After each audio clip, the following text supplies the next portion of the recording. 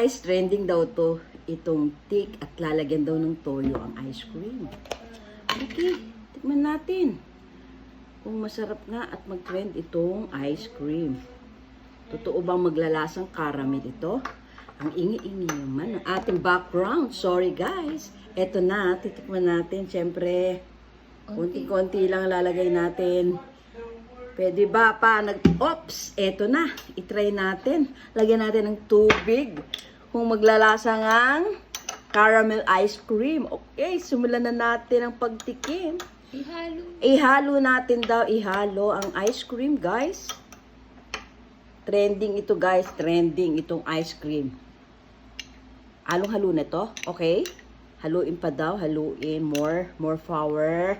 Na para maging caramel ice cream. Eto na. Ready, get, set, go.